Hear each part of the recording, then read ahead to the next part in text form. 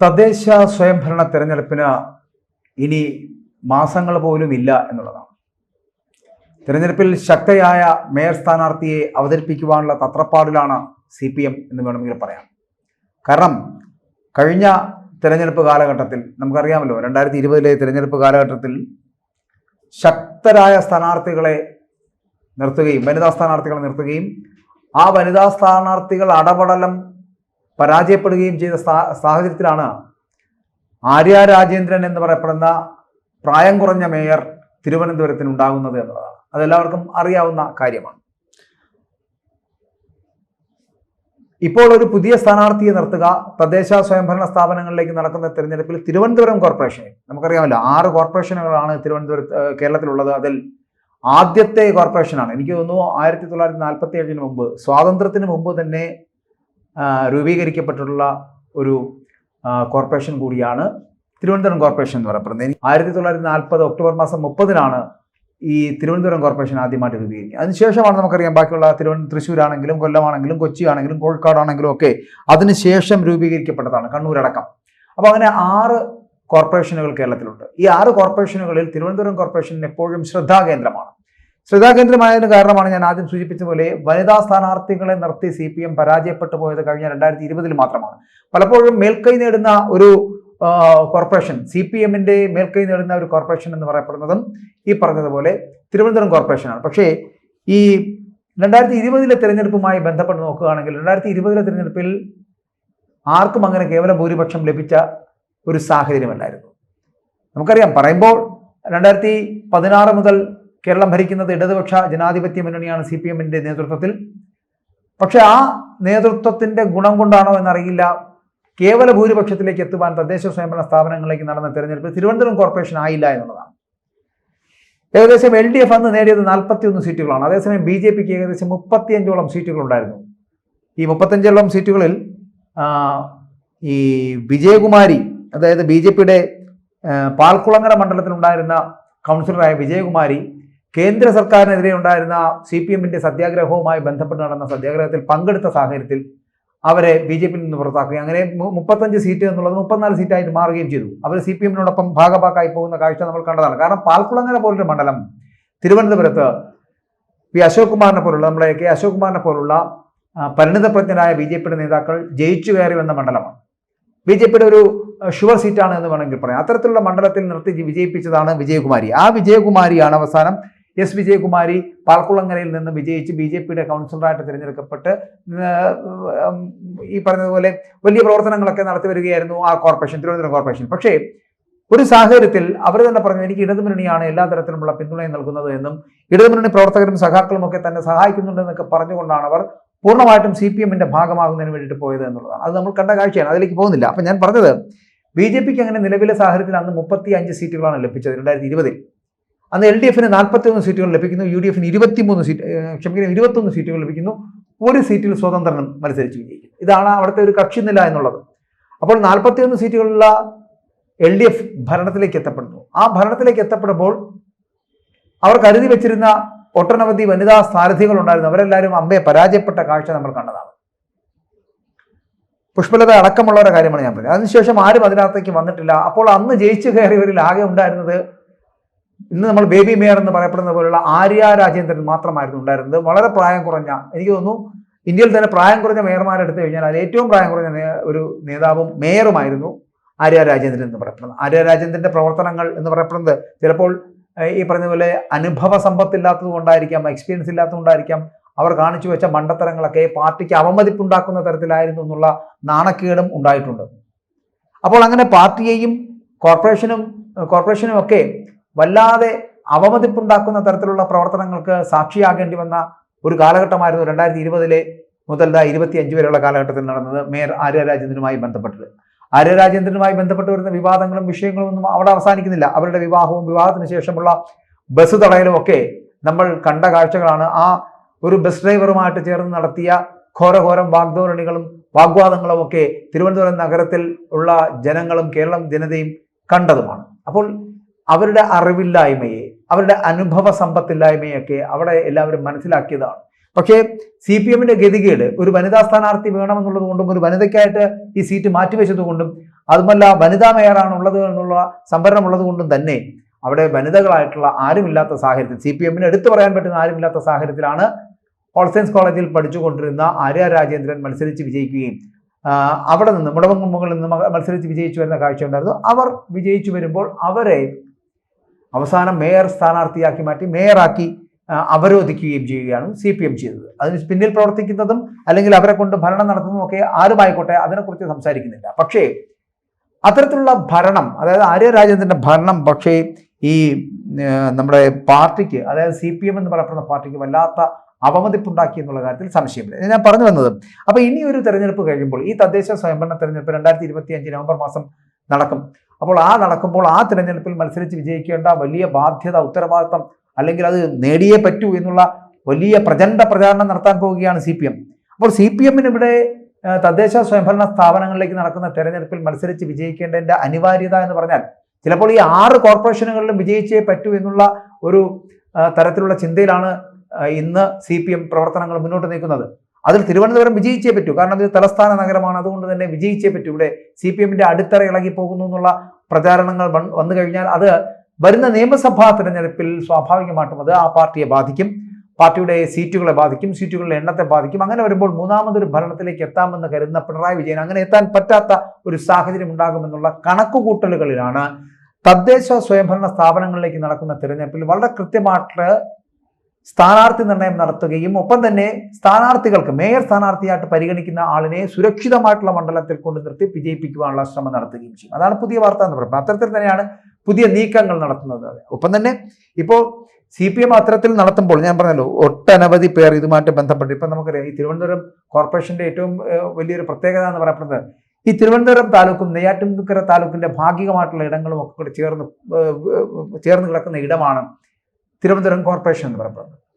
നമുക്കറിയാം, തിരുവനന്തപുരം, വട്ടിയൂർക്കാവ്, കഴക്കൂട്ടം, കോവളം പോകും, കൂടാതെ നേമത്തിന്റെ ചില ഭാഗങ്ങളും കോവളത്തിന്റെ ഭാഗികമായിട്ടുള്ള ഇടങ്ങളും ഒക്കെ ചേർന്നുള്ള വാർഡുകളാണ് ഈ 100 വാർഡുകൾ അടങ്ങുന്ന തിരുവനന്തപുരം കോർപ്പറേഷൻ എന്ന് പറയപ്പെടുന്നത്. ആ തിരുവനന്തപുരം കോർപ്പറേഷനിൽ വലിയ ആധിപത്യം ഉണ്ടായിരുന്ന ഇടമായിരുന്നു ഒരു കാലഘട്ടത്തിൽ CPM വലിയ ആധിപത്യം. അതായത് ഞാൻ ഈ പറഞ്ഞ പോലെ വട്ടിയൂർക്കാവിലാണെങ്കിലും ശരി, തിരുവനന്തപുരത്താണെങ്കിലും, നേമത്താണെങ്കിലും, കഴക്കൂട്ടത്താണെങ്കിലും ഇതുപോലെ തന്നെയാണ് ഈ കോവളത്തിന്റെ ഭാഗങ്ങൾ. കോവളത്ത് മാത്രമാണ് ഒരല്പം മേൽക്കൈമ കോൺഗ്രസിന് ലഭിക്കുന്ന ഇടങ്ങൾ. ബാക്കിയുള്ള ഇടങ്ങളിലെല്ലാം CPM വലിയ മണ്ഡലങ്ങളായിരുന്നു, അവരുടെ സുരക്ഷിത മണ്ഡലങ്ങളായിരുന്നു. അതിൽ കഴക്കൂട്ടം ഉൾപ്പെടെയുള്ള മേഖലകളിൽ വലിയ പ്രചാരണം നടത്തുകയും വലിയ പ്രചാരണത്തിൽ നിന്നുകൊണ്ട് തന്നെ അവർക്ക് വലിയ നേട്ടങ്ങൾ ഉണ്ടാക്കിയെടുക്കുവാൻ കഴിയുകയും ചെയ്ത മണ്ഡലങ്ങളാണ് അതെല്ലാം. അപ്പൊ അത്തരത്തിലുള്ള 100 മണ്ഡലങ്ങളിൽ വളരെ കൃത്യമായിട്ട് ഏകദേശം ഒരു 60-62 മണ്ഡലങ്ങളിൽ ശക്തമായിട്ടുള്ള സാന്നിധ്യം അറിയിക്കാൻ കഴിയുന്ന CPM പക്ഷേ കഴിഞ്ഞ വർഷം 43 മണ്ഡലങ്ങളിൽ ഒതുങ്ങേണ്ടി വന്നു എന്നുള്ള ഖേദകരമായ അവസ്ഥ കൂടി ഉണ്ടായി. അതുകൊണ്ടാണ് ഞാൻ ആദ്യം സൂചിപ്പിച്ചതുപോലെ ഒരു വലിയ മാർജിനിൽ നിന്നും ജയിച്ചു കയറുവാൻ കോൺഗ്രസിന് ഒപ്പം തന്നെ കമ്മ്യൂണിസ്റ്റും CPM ആയില്ല എന്നുള്ളതാണ്. കഴിഞ്ഞ കുറച്ച് നാളുകളായി കോൺഗ്രസിന്റെ ഗ്രാഫ് എന്ന് പറയപ്പെടുന്നത് താണ് പോയിക്കൊണ്ടിരിക്കുന്ന അവസ്ഥയാണ് കണ്ടത്. കാരണം ഞാൻ പറഞ്ഞല്ലോ, UDF 21 സീറ്റ് മാത്രമാണ് കഴിഞ്ഞ തെരഞ്ഞെടുപ്പിൽ ലഭിച്ചത്. അവർക്ക് അധികാരം തന്നെ ലഭിക്കുമെന്ന് തോന്നി എന്ന് അവർ അവകാശപ്പെടുന്ന സമയമായിരുന്നു 2020 എന്ന് പറയുന്നത്. കാരണം തദ്ദേശ സ്വയംഭരണ സ്ഥാപനങ്ങളിലേക്ക് തുടർച്ചയായിട്ട് CPM ജയിച്ചു കയറി വന്നിരുന്ന സമയമായിരുന്നു അത്. അപ്പോൾ അതിൽ നിന്ന് വ്യത്യസ്തമായിട്ട് CPM തകർക്കാൻ പറ്റുന്ന ഏറ്റവും വലിയ ഒരു അവസരമാണ് ഇത്. മാത്രമല്ല, പിണറായി വിജയൻ 2016 മുതൽ ഭരണം നടത്തി അതിൻ്റെ അതായത് നമുക്കറിയാം 2018 പ്രളയകാലത്തിന്റെ പ്രശ്നങ്ങൾ, പ്രതിസന്ധികൾ, ഇതെല്ലാം നമ്മൾ മനസ്സിലാക്കിയതാണ്. ആ കാലഘട്ടത്തിൽ മനുഷ്യനെ ഏതു തരത്തിലും ദുരിതത്തിലേക്ക് തള്ളി വിടുന്ന ഒരു അവസ്ഥ ഉണ്ടായ കേരളത്തിൽ പിണറായി വിജയന്റെ ഭരണത്തിനെതിരെ ശക്തമായിട്ടുള്ള ഒരു ഭരണവിരുദ്ധ വികാരം അതുണ്ടായിരുന്നു എന്നുള്ള കാര്യത്തിൽ സംശയമില്ല. പക്ഷെ അതിനെ മുതലാക്കുവാൻ കോൺഗ്രസിന് ആയില്ല എന്നുള്ളതാണ്. അതിന്റെ മേൽക്കൈ നേടിയെടുത്തത് BJP ആണ്. അതുകൊണ്ട് BJPക്ക് 100 സീറ്റുകളിൽ ഏകദേശം 35 സീറ്റുകൾ അവർക്ക് നേടിയെടുക്കാൻ കഴിഞ്ഞു എന്നുള്ളത് ഏറ്റവും വലിയ പ്രത്യേകതയാണ്. ഈ വരാൻ പോകുന്ന തിരഞ്ഞെടുപ്പിലും തദ്ദേശ സ്ഥാപനങ്ങളിലേക്ക് നടക്കാൻ പോകുന്ന തിരഞ്ഞെടുപ്പിൽ BJP അത്തരത്തിൽ അവർക്ക് നേടിയെടുക്കാൻ കഴിയും. ഇപ്പം 35 സീറ്റുകളുണ്ട്, അവർക്കൊരു 20 സീറ്റുകൾ കൂടി നേടിയെടുക്കാൻ കഴിയുമെന്നാണ് അവരുടെ ഇപ്പോഴത്തെ വിശ്വാസം എന്ന് പറയുന്നത്. അതിലൊന്ന് നേമം, വട്ടിയൂർക്കാവ് മേഖലകളിൽ, നേമത്തും വട്ടിയൂർക്കാവും തിരുവനന്തപുരം മേഖലകളിൽ ഈ നിയമസഭാ മണ്ഡലങ്ങളിൽ നിന്ന് നല്ല തരത്തിലുള്ള വോട്ടുകൾ നേടിയെടുക്കുവാൻ കഴിയും. നല്ല വാർഡുകളിൽ വലിയ വിജയങ്ങൾ നേടിയെടുത്ത് വലിയ സീറ്റുകൾ നേടിയെടുക്കാൻ കഴിയും എന്നുള്ളൊരു വിശ്വാസത്തിലാണ് അവർ മുന്നോട്ട് പോകുന്നത്. അതുകൊണ്ട് തന്നെ അവരുടെ റിപ്പോർട്ടിംഗ് പ്രകാരം, അതായത് അവരുടെ ഉന്നത കേന്ദ്രങ്ങളിലേക്ക് BJP ദേശീയ കേന്ദ്രങ്ങളിലേക്ക് അവർ അയക്കുന്ന റിപ്പോർട്ടിന് പ്രകാരം ഏകദേശം ഈ 35 മുതൽ 55 സീറ്റുകൾ വരെ BJPക്ക് തിരുവനന്തപുരം കോർപ്പറേഷൻ നേടിയെടുക്കാൻ കഴിയും. അത്തരത്തിൽ നേടിയെടുക്കാൻ കഴിയുന്നതിന് വേണ്ടിയിട്ട് ഏകദേശം ഓരോ വാർഡുകളിലേക്കും 20 ലക്ഷം രൂപയിലധികം നൽകുവാനും ഇനി ഭരണം കിട്ടുന്ന അധികാരം കിട്ടുന്ന പഞ്ചായത്തുകളിലേക്ക് അധികമായിട്ട് 10 ലക്ഷം രൂപ കൂടി നൽകി പ്രചാരണം നടത്താനുമുള്ള ഒരു ശ്രമം നടത്തുന്നതായിട്ടുള്ള അറിവുകൾ കൂടി വരുന്നുണ്ട്. അതുപോലെ തന്നെയാണ് CPM പ്രചണ്ഡ പ്രചാരണം നടത്തുവാനാണ് തുടങ്ങുന്നത്. കാരണം CPM തിരുവനന്തപുരം കോർപ്പറേഷൻ വിട്ടു നിൽക്കാൻ കഴിയില്ല. ഇനി അഥവാ ഏതെങ്കിലും സാഹചര്യത്തിൽ തിരുവനന്തപുരം കോർപ്പറേഷൻ ഈ CPM കയ്യിൽ നിന്ന് പുറത്തു പോവുകയാണ് എങ്കിൽ അത് വലിയ നഷ്ടമാവുകയും നിയമസഭാ തെരഞ്ഞെടുപ്പിൽ വലിയ തിരിച്ചടി CPM ഉണ്ടാവുകയും ചെയ്യും. അങ്ങനെയാണെങ്കിൽ ഇടതുപക്ഷത്തിന് ഭരണം ഒഴിയേണ്ട ഒരു സാഹചര്യത്തിലേക്ക് പോകും. കാരണം തിരുവനന്തപുരം ഇവരെ വിടുകയാണെന്നുണ്ടെങ്കിൽ ബാക്കി വരുന്ന 6 കോർപ്പറേഷനുകളിലും ഇതേ ഒരു സാഹചര്യം നിലനിൽക്കാനുള്ള സാധ്യതയുണ്ട്. അതിലാകെ ചിലപ്പോൾ മെച്ചപ്പെടാൻ പോകുന്നത് കൊല്ലം മാത്രമായിരിക്കും. കോഴിക്കോട് അടക്കം കണ്ണൂരും കോഴിക്കോടും ഒക്കെ കോൺഗ്രസ് തിരികെ പിടിക്കുവാനുള്ള സാധ്യത കാണുന്ന മേഖലകളാണ്. കൊല്ലത്താണെങ്കിലും അതുപോലെ തൃശ്ശൂരാണെങ്കിലും ചിലപ്പോൾ അവർക്ക് കയറി നിൽക്കാം. പക്ഷേ തൃശ്ശൂരിൽ ഈ പറഞ്ഞതുപോലെ BJP സാധ്യതകളെയും തള്ളിക്കളയാൻ കഴിയില്ല. അങ്ങനെ തൃശ്ശൂർ കോർപ്പറേഷനിൽ വലിയ വിപ്ലവങ്ങൾ ഉണ്ടാകാനുള്ള സാധ്യതയുണ്ട്. അങ്ങനെ ചില അട്ടിമറികൾ നടക്കുവാൻ ഈ 6 കോർപ്പറേഷനുകൾ വലിയ അട്ടിമറികൾ നടക്കുവാനുള്ള സാധ്യതയുണ്ട്. അതിലൊന്ന് തിരുവനന്തപുരമാണ്. വലിയ അട്ടിമറിയിലേക്ക് പോകുന്നു. BJP സാന്നിധ്യം ആർക്കും എടുത്തു കളയാൻ കഴിയുന്ന ഒരു സാഹചര്യമല്ല. കാരണം ഇപ്പോഴത്തെ അവസ്ഥയിൽ BJPക്ക് നിലവിലെ സാഹചര്യത്തിൽ 45 മുതൽ 55 സീറ്റുകൾ വരെ ലഭിക്കുവാനുള്ള സാഹചര്യമുണ്ടെന്ന് അവർ വ്യക്തമാക്കുന്നു. ആ ഒരു സാഹചര്യത്തിൽ വലിയ പ്രചരണങ്ങൾ, ഞാൻ ആദ്യം പറഞ്ഞ പോലെ 20 ലക്ഷമോ 30 ലക്ഷമോ ഒക്കെ ഓരോ വാർഡുകളിലും ചിലവഴിച്ച് വലിയ പ്രചരണങ്ങൾ നടത്തുവാനുള്ള സാഹചര്യം സൃഷ്ടിക്കാൻ പോകുന്നു എന്നാണ് അറിയാൻ കഴിയുന്നത്. അങ്ങനെയാണെങ്കിൽ അവരുടെ വരവിനെ ചെറുത്ത് നിൽക്കാൻ കഴിയില്ല. കാരണം വലിയ യുവാക്കളുടെ ഒരു പ്രാതിനിധ്യം ഈ RSSുമായി ബന്ധപ്പെട്ടുള്ളത് കൊണ്ടും, എന്നാൽ BJPക്ക് അത്തരത്തിൽ യുവ പ്രാതിനിധ്യമൊന്നുമില്ല. പക്ഷേ അതേസമയം RSSന് അത്തരത്തിലുള്ള സംഘടനാ ശക്തി ഉള്ളത് കൊണ്ട് തന്നെ തദ്ദേശ സ്വയംഭരണ തെരഞ്ഞെടുപ്പിൽ ആ യുവാക്കളുടെ പ്രാതിനിധ്യം കൂടുകയും യുവാക്കളുടെ സാന്നിധ്യം വളരെ വലുതായി വരികയും ചെയ്തു കഴിഞ്ഞാൽ വോട്ട് ഷെയറിൽ വലിയ വ്യത്യാസങ്ങൾ ഉണ്ടാകുവാനുള്ള സാധ്യതയുണ്ട് എന്നുള്ളതാണ്. അതുകൊണ്ട് തന്നെ BJPക്ക് തിരുവനന്തപുരം കോർപ്പറേഷൻ പിടിച്ചെടുക്കാൻ വലിയ ശ്രമകരമായിട്ടുള്ള പ്രവർത്തനം നടത്തേണ്ടി വരില്ല. പകരം അവർ ഈ റിപ്പോർട്ടിൽ പറയുന്ന പോലെ ഇപ്പോൾ ലഭിച്ച 35 സീറ്റുകളും അധികം 20 സീറ്റുകളിലൂടെ നേടാൻ കഴിയുന്ന ഒരു സാഹചര്യത്തിലേക്ക് അവർക്ക് എത്താൻ കഴിഞ്ഞാൽ അതിൽ അവർ സാധ്യത കൽപ്പിക്കുന്നതാണ് ഞാൻ ഈ പറഞ്ഞ നേമത്തും തിരുവനന്തപുരത്തും വട്ടിയൂർക്കാവ് നിയോജക മണ്ഡലങ്ങളിലെ ശക്തമായിട്ടുള്ള സാന്നിധ്യം എന്ന് പറയപ്പെടുന്നത്.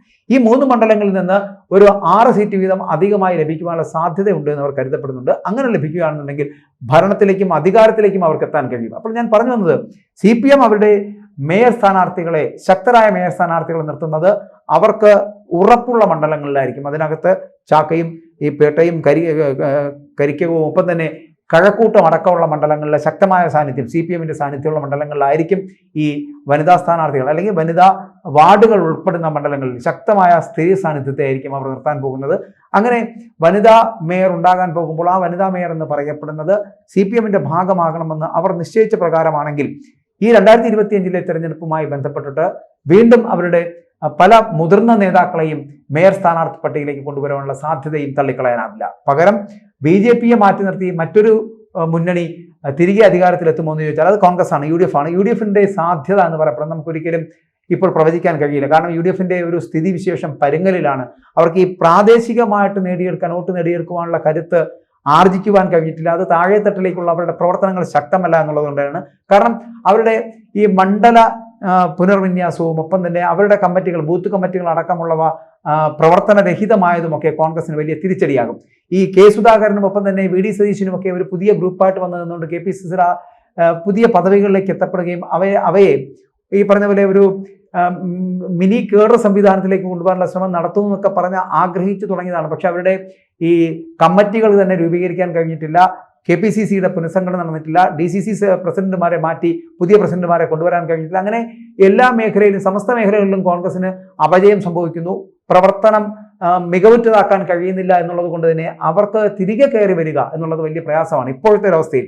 കാരണം തദ്ദേശ സ്വയംഭരണ തെരഞ്ഞെടുപ്പുകളിൽ എന്ന് പറയുമ്പോൾ പ്രാദേശികമായിട്ടുള്ള ഒരു അടിത്തറ ഉണ്ടാക്കിയെടുക്കേണ്ടത് ആവശ്യമാണ്. ആ പ്രാദേശികമായിട്ടുള്ള അടിത്തറ ഇല്ലാത്ത സാഹചര്യത്തിൽ പിന്നെ ഇനി എങ്ങനെയാണ് മുന്നോട്ട് പോകാൻ കഴിയുക എന്നതിനെക്കുറിച്ച് യാതൊരു തരത്തിലുള്ള കണക്കുകളും അവരുടെ മുമ്പിലില്ല. കനകേല് പറയുന്ന അല്ലെങ്കിൽ ഈ കനകേല് കൊടുക്കുന്ന കണക്കുകൾ പ്രകാരമാണ് കോൺഗ്രസ് മുന്നോട്ട് പോയിക്കൊണ്ടിരിക്കുന്നതെങ്കിൽ ഒരു കാലത്തും നിയമസഭയിൽ പോലും ഇവർക്ക് ഗതി പിടിക്കാൻ പോകുന്നില്ല എന്ന് പറയേണ്ടി വരും. കാരണം അവർക്ക് തിരികെ വരാൻ കഴിയില്ല. ഈ കനകോലൊന്നും അല്ല ഇവിടുത്തെ കാര്യങ്ങൾ തീരുമാനിക്കുന്നത്, ഇവിടുത്തെ ജനങ്ങളാണ്. അപ്പോൾ ജനങ്ങളുമായിട്ട് ഇടപഴകി ജനങ്ങളോടൊപ്പം ചേർന്ന് പ്രവർത്തിക്കുവാനും അഹങ്കാരം മാറ്റിവെച്ച് ലീഡർഷിപ്പിൽ, അതായത് നയിക്കുന്നവർ ആരാണെങ്കിലും, അത് VD സതീശനാണെങ്കിലും സണ്ണി ജോസഫ് ആണെങ്കിലും ശരി, ഇനി രമേശ് ചെന്നിത്തലയാണെങ്കിലും ആരാണെങ്കിലും നയിക്കുന്നവരാരായിരുന്നാലും അഹങ്കാരികളാണെങ്കിൽ അവരെ സ്വീകരിക്കുവാനുള്ള ബാധ്യത ജനങ്ങൾക്കില്ല എന്ന് അവർ തന്നെ പറയുന്നത് കൊണ്ട് ജനങ്ങളോടൊപ്പം ഇടപഴകുകയും അവരോടൊപ്പം ഇഴുകിച്ചേർന്ന് അവരുടെ പ്രശ്നങ്ങൾ അവതരിപ്പിച്ച് ആ പ്രശ്നങ്ങൾ ഇടപെട്ട് മുന്നോട്ട് പോകാൻ കഴിവുള്ള കരുത്തുള്ള നേതാക്കൾ ഉണ്ടെങ്കിൽ മാത്രമേ കോൺഗ്രസിന് നിയമസഭയിൽ പോലും ഒരു മടങ്ങിവരവിനുള്ള സാധ്യതയുള്ളൂ. തദ്ദേശ സ്വയംഭരണ തെരഞ്ഞെടുപ്പുകളിൽ മടങ്ങിവരവ് അസാധ്യമാണ് എന്ന് പറയേണ്ടിയിരിക്കുന്നു. അതേസമയം തിരുവനന്തപുരം കോർപ്പറേഷനിൽ BJPക്കുള്ള സാധ്യതയെ നമുക്ക് തള്ളിക്കളയാൻ കഴിയില്ല. അവിടെ CPM ലഭിക്കുന്നതിനേക്കാൾ ചിലപ്പോൾ സ്വീകാര്യത എന്ന് പറയപ്പെടുന്ന പല മണ്ഡലങ്ങളിലും BJPക്ക് ലഭിച്ചേക്കാം. അത്തരത്തിലുള്ള സാഹചര്യം വന്നാൽ ഒരു തിരിച്ചടി CPM ലഭിക്കുമെന്നുള്ള കാര്യത്തിലും സംശയമില്ല.